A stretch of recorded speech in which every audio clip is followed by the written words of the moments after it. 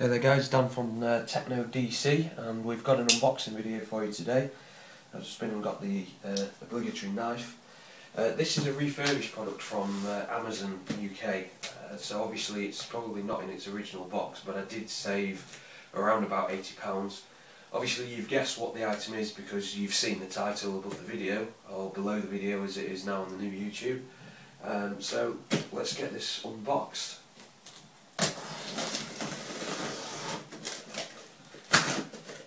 Now unfortunately I can't use this display yet because the cable hasn't come in the post for whatever reason.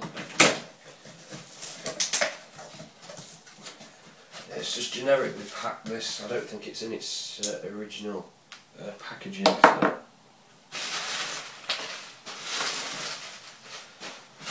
there's a lot of packaging, hell of a lot of packaging. That is a lot of bubble wrap.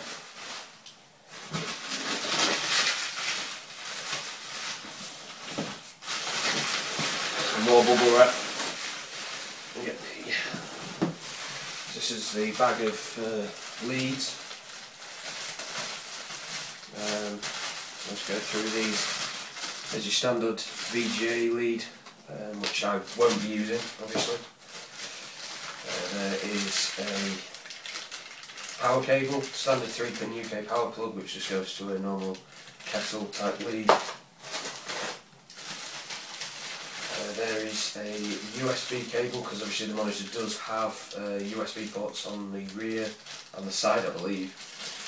So USB cable, a DVI cable, which again I won't be using because I have ordered a mini DisplayPort to DisplayPort lead, which I was hoping would have been here today, but apparently not. And the instruction manual with a drivers and documentation disc, which again, underneath, move all out of the way.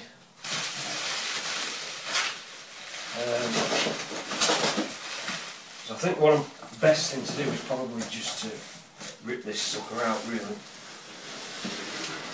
Oh, it's big.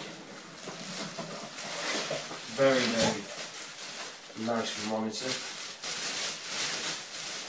The reason why I went for this over some of the other models of Dell's is the reason being the fact that they are, most of the cheap 24-inch monitors now that are appearing on the market are only 1080p. Bearing in mind that a 20-inch, for instance the Dell 2007 or 2008 WFP and the Apple 20-inch cinema display will easily do 1680 by 1050. So to have an extra 4 inches of real estate with only an extra row of 30 pixels at the bottom seems a bit daft. So this monitor is a 1920 by 1200, so it will give me an extra row of obviously 120 pixels here effectively. So your desktop does seem slightly bigger. Bear in mind the iMac that has just gone was a 20-inch, so it was 1680 by 1050.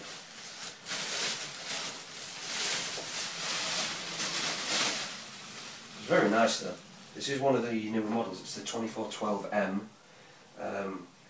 Unfortunately on this model they did decide to remove quite a lot of the ports, so it does only have VGA, DVI and DisplayPort, which is a bit disappointing. But one of the main reasons for going for this is the fact that it isn't a glossy display. The iMac was kind of causing, the way my desk is positioned in the room, which I will do a room tour as we get back into the videos because I've actually just changed it all around today. The window is obviously behind us here, so without closing the blind or the curtains, the light would always reflect onto the iMac screen, which makes things a little difficult. But this thing is very nice. It's got a swivel stand which is already mounted. The stand, I believe as well, does actually slide up and down because obviously I don't want that amount of gap, I just want it to be just kind of flush. And then I'll give you a very small tour of all the connections. Right, so here we have the back of the monitor. Sorry that this is being recorded on an iPhone. The iPhone's picture quality is pretty good for the video side of things, but because it has no real image stabilization, it seems very shaky, and I'm not the best person to hold a camera anyway. But here's the monitor. As you can see, it swivels on its own stand. It does have tilt adjustment as well, and I believe that this slides up and down, hence the groove there, which will allow this to go. And there is also a cable management hole. On the side here we have the two USB 2.0 ports, which I probably will be using, but I'm not too sure, depending on how I've done my setup, because I've got everything actually set up today, and I was waiting for the lead so I could get this done, and I'm also waiting for a Panasonic camcorder that I've ordered as well, which unfortunately still isn't here, and I ordered it like last week as well. Again, another refurbished product from Amazon. You can get them really cheap. There's the front of the monitor. A nice 24-inch matte display, so it's not too just not too shiny. Obviously, standard Dell logo. Now this thing's pretty heavy to move around with one hand, I'm not going to lie. And on the front here we have the menu button, so you've got a standard power button. And then these, when they're actually pressed, bring up a box here on the screen of menu options. And then if we pan round to the back, let's lay this down. You can see the connections. We've got your standard DisplayPort connection, which I think they replaced. I don't know if the other ultra sharp monitor actually has HDMI as well as the DisplayPort, but it's a shame that they took HDMI out. The monitor, these Dell new monitors do still support HDCP, so I could plug my PlayStation 3 in if I wanted to. So we've got a standard DVI connection there, DVI-D by the looks of it.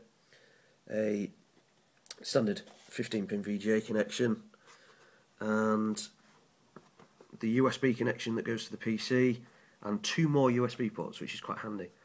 Again, I think the only thing I'll probably plug into the USB ports on the monitor probably will be my iPod lead, to be fair.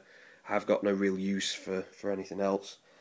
But yeah, that was the very, very quick unboxing. Well, I say quick unboxing, this video is now 7.5 minutes long, of the Dell 2412M monitor. I'm very much looking forward to using this monitor because it should be pretty good.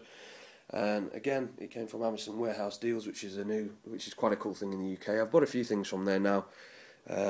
So yeah, I'm looking forward to get this set up, and as I said, we'll do a tour of a geek's room at some point once everything is going. See you soon, guys. Cheers.